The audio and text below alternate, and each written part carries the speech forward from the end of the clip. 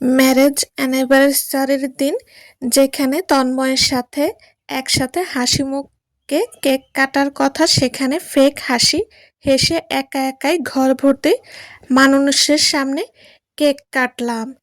একটু আগে ফোন করে ও জানিয়েছে মিটিং পড়ে গেছে, আসতে পারবে না। আমি অনেকটাই দিশেহারা বোধ করছিলাম, তবুও একাই সবটা সামলে নিলাম। গেস্টদের খাওয়া দাওয়া শেষ হলে একে একে সবাই আমাকে শুভেচ্ছা জানিয়ে চলে গেলেন। ঘরে ফিরে শাড়ি গহনা খুললে ফ্রেশ হলাম। আজ আমার আর তন্ময়ের বিয়ের 4 বছর পূর্ণ হলো। বছরখানেক আগেই আমি বাচ্চা নেওয়ার পরিকল্পনার কথা তন্ময়কে বলেছিলাম। ও হেসেই উড়িয়ে দিয়েছে, বলেছে এটা নাকি এনজয় করার সময়। আমি ভীষণ এনজয় করছি। ঘরের সমস্ত কাজ করছি, রান্না বান্না, ঘর গোছানো, বারান্দার গাছগুলোর পরিচর্যা, কাপড় ধোয়া, বাসন মাজা, প্যারালাইজড শাশুড়ি মায়ের সেবা করে আমার জীবন কাটছে খুব এনজয় করে। যখন বাচ্চা নেওয়ার বিষয়টাও হেসে উড়িয়ে দিয়েছিল, তখনই আমার মনের মধ্যে কেমন একটা সন্দেহের দানা বেঁধেছিল। কিন্তু আস্তে আস্তে প্রমাণ সামনে এলো, ওর ওপর থেকে বিশ্বাসটাও উঠে গেল। তাই আজ ওর না আসাতে আমি খুব যে দুঃখ পেয়েছি তা না, তবে অবশ্যই বিব্রত বোধ করেছি। ওর গায়ে লেডিস পারফিউমের গন্ধ, মাঝে মাঝে কাপড় চোপড়ে লিপস্টিকের দাগ, গাড়িতে লেডিস ব্যাগ, সব কিছু আমাকে একটা কথাই মনে করিয়ে দিয়েছে, ও আর এখন আমার নেই। অন্য কারো সাথে এখন তার মানসিক বসবাস, কিংবা কি জানি শারীরিকও হতে পারে। ও ফিরে এলো রাত 11টায়। খাবার বেড়ে দিলাম। মিটিংয়ের ক্লায়েন্টদের সাথে আমি খেয়ে এসেছি। সরি তিশা, আমি সত্যি এখানে উপস্থিত থাকতে চেয়েছিলাম। কথা বললাম না। একটু হেসে খাবারগুলো উঠিয়ে রাখতে গেলাম। ইতিমধ্যে ও শুতে চলে গেছে। ঘরে ঢুকতেই বিছানা থেকে ও প্রশ্ন করলো, মাকে খাবার দিয়েছিলে নাকি ব্যস্ততার মধ্যে ভুলে গেছো? আমি যতই ব্যস্ত থাকি, মায়ের ব্যাপারে তোমাকে চিন্তা করতে হবে না।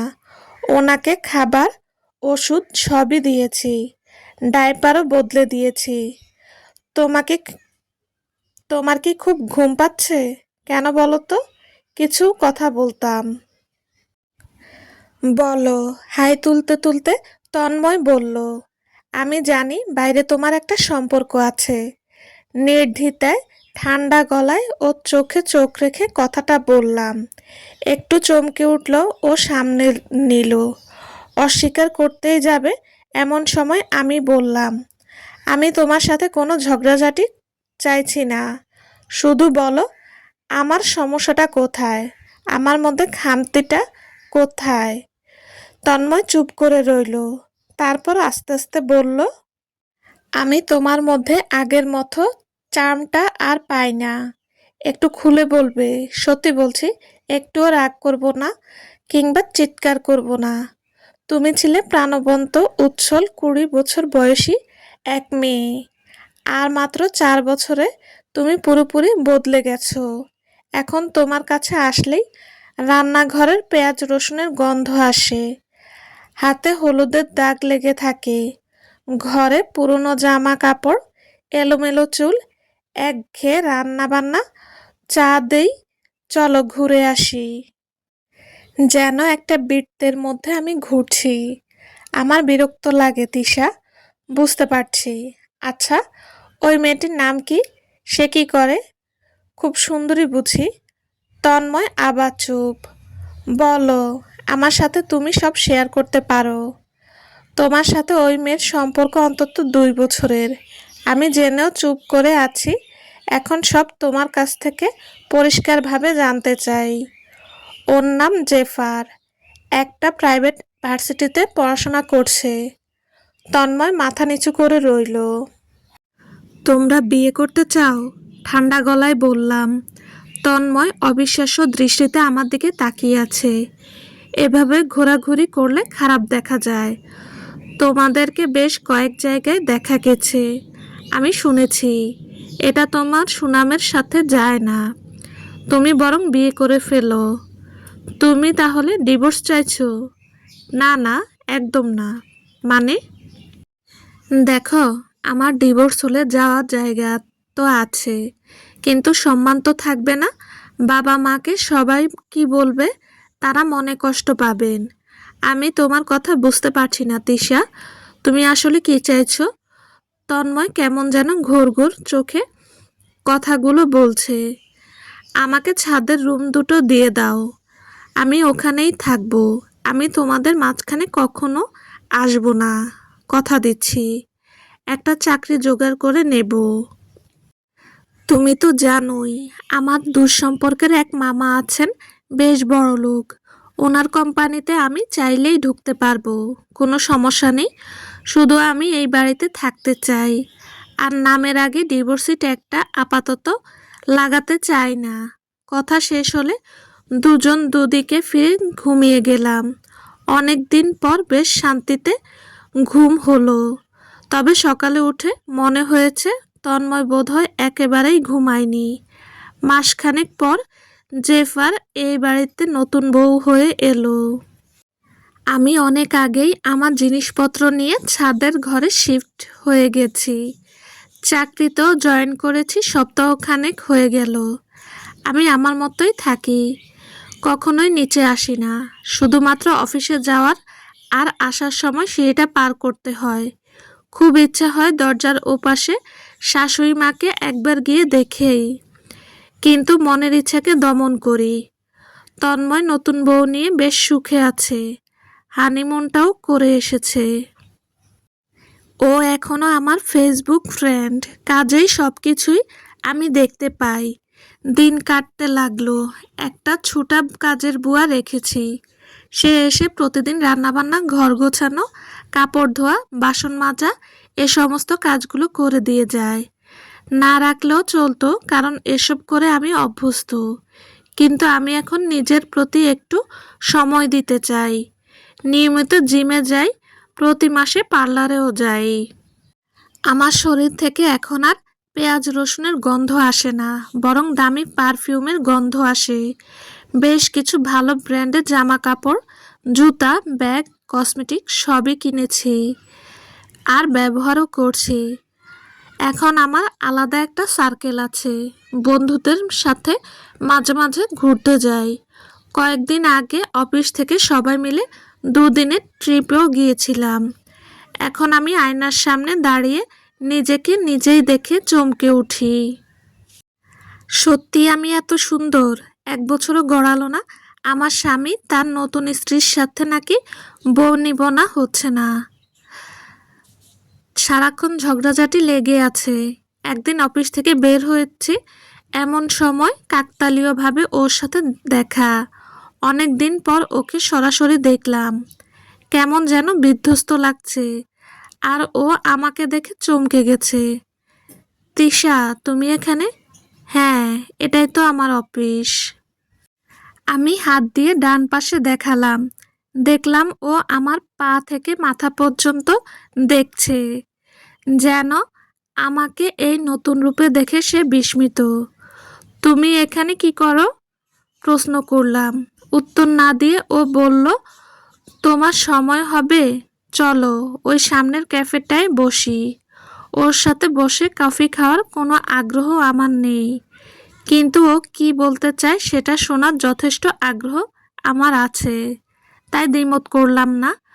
কফিতে চুমুক দিয়ে সে তার দুঃখের কথা আমাকে শোনাতে লাগলো। জেফার মাকে একদম পছন্দ করে না, তাকে বৃদ্ধাশ্রমে দিয়ে দিতে বলে। জেফার বদলে গেছে।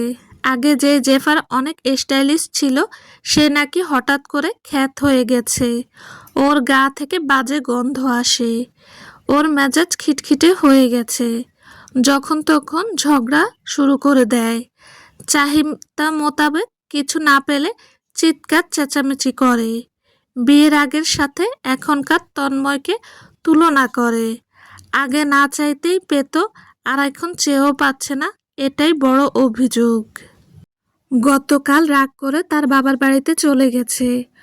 কফির কাপটা নামিয়ে আমি কিছুক্ষণ ওর দিকে তাকিয়ে থাকলাম। আজ আমার চোখে কোনো কষ্ট নেই, রাগ নেই, অভিমানও নেই, শুধু অদ্ভুত এক শান্তি। তন্ময় গলা নামিয়ে বলল, তিশা, আমি ভুল করেছি। আমি বুঝতে পেরেছি। তুমি ফিরে এসো। হালকা হেসে বললাম, আমি কোথাও যাইনি তন্ময়। তুমিই আমাকে ছেড়ে চলে গিয়েছিলে। তুমি বলেছিলে আমার গা থেকে পেঁয়াজ রসুনের গন্ধ আসে। জানো, সেই গন্ধটা ছিল সংসারের, দায়িত্বের, ভালোবাসার। আর এখন যে পারফিউমের গন্ধ পাচ্ছ, সেটা স্বাধীনতার। তন্ময় অসহায় গলায় বলল, আমি জেফারের সাথে আর থাকতে পারছি না।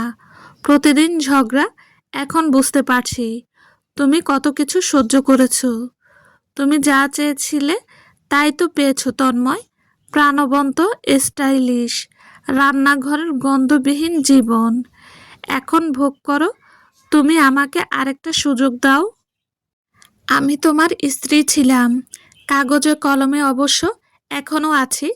তবে তুমিও জানো সেই সম্পর্ক আমাদের মাঝে এখন আর নেই। আমি তোমার জন্য কোনো অপশন না, যে যখন খুশি বেছে নেবে, যখন খুশি ছুঁড়ে ফেলবে। কথাটা শুনে তন্ময় থমকে গেল।